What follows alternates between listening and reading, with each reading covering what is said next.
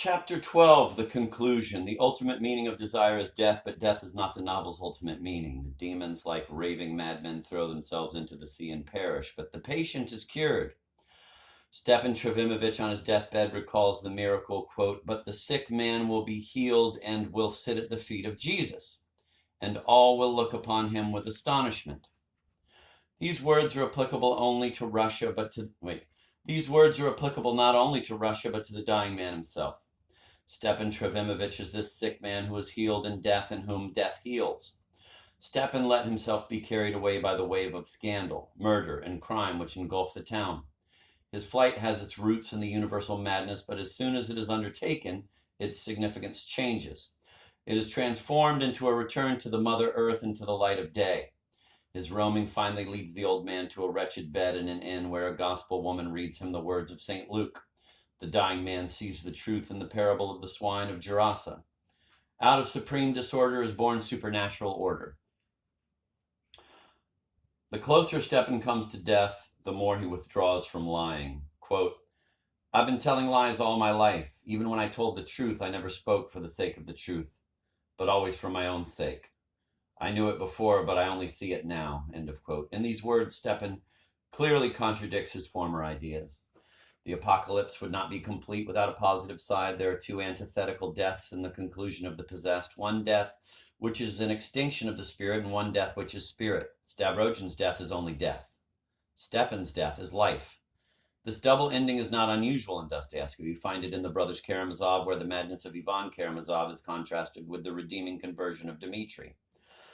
We find it in Crime and Punishment, where Svidrigaïlov's suicide is contrasted with the redeeming conversion of Raskolnikov. The gospel woman who watches at Stepan's bedside plays a similar role to Sonia's, though less pronounced. She is the mediator between the sinner and the scriptures. Raskolnikov and Dmitri Karamazov do not die a physical death, but they are nonetheless restored to life. All Dostoevsky's conclusions are fresh beginnings. A new life commences either among men or in eternity. But perhaps it would be better not to push this analysis any further. Many critics refuse to accept Dostoevsky's religious conclusions. They find them artificial, ill-considered, and superficially imposed on the novel. The novelist is supposed to have written them when he ran out of novelistic inspiration in order to give his work an appearance of religious orthodoxy. So let us leave Dostoevsky and turn to the conclusions of other novels, such as Don Quixote. The hero's death is very like that of Stepan Trofimovic. His passion for chivalry is portrayed in an actual possession of which the dying man sees himself, fortunately, though somewhat belatedly, delivered. The clarity of vision that he regains enables Don Quixote, like Stepan Trofimovic, to reject his former existence.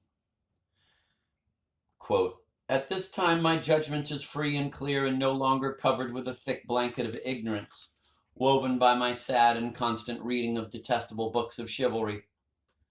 I recognize their extravagance and trickery. My only regret is that my disillusionment has come too late, and that I do not have time to make up for my mistake by reading other books which would help to enlighten my soul."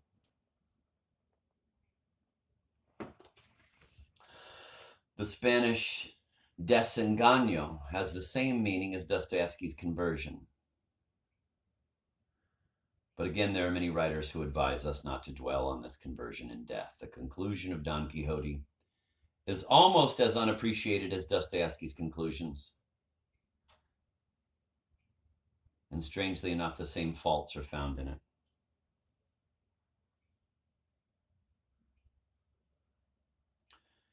It is considered artificial, conventional, and superimposed on the novel. Why should two such great novelists both consider it proper to disfigure the final pages of their masterpieces? As we have seen, Dostoevsky is considered the victim of self-imposed censure. Cervantes, however, is supposed to have succumbed to external censure. The Inquisition was hostile to books of chivalry. The critics remain convinced that Don Quixote is a book of chivalry. Cervantes, therefore, was obliged to write a conformist conclusion, which would allay ecclesiastical suspicions. Let us then leave Cervantes, if we must, and turn to a third novelist. Stendhal was not a Slavophile and had no reason to fear the church, at least during the period when he wrote The Red and the Black. But the conclusion of that novel is nevertheless a third conversion in death. Julian also utters words which clearly contradict his former ideas. He repudiates his will to power. He makes a break with the world which fascinated him. His passion for Mathilde disappears. He flies to Madame de Renal and refuses to defend himself. All these analogies are remarkable, but again, we are asked not to attach any importance to this conversion in death. Even the author, who seems ashamed of his own lyricism, conspires with the critics to discredit his own text. He tells us we should not take Julian's meditations seriously for, quote, the lack of exercise was beginning to affect his health and give him the exalted and weak character of a young German student, end of quote. Let Stendhal say what he likes. We can no longer be put off the scent. If we're still blind to the unity displayed in novelistic conclusions, the unanimous hostility of romantic critics should be enough to open our eyes. It is the hypotheses of the critics that are insignificant and artificial, not the conclusions. One would have to think very little of Dostoevsky to see in him the censor of his own novels.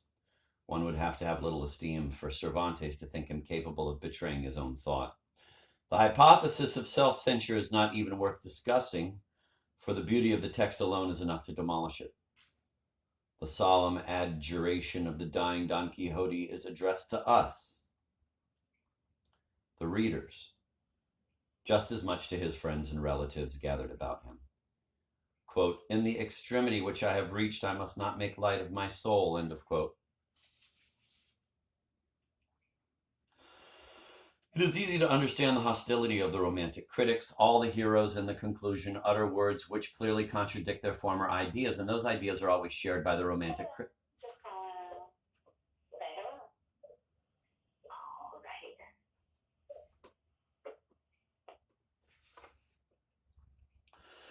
It is easy to understand the hostility of the romantic critics. All the heroes in the conclusion utter words which clearly contradict their former ideas, and those ideas are always shared by the romantic critics.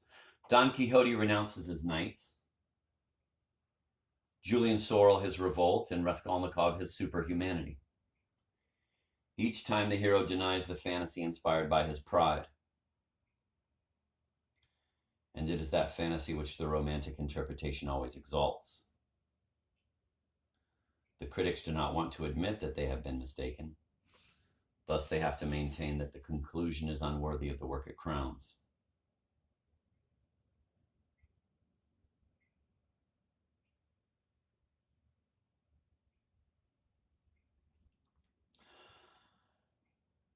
The analogies between the conclusions of the great novels destroy ipso facto all interpretations that minimize their importance. There is a single phenomenon, and it must be accounted for by one principle. The unity of novelistic conclusions consists in the renunciation of metaphysical desire.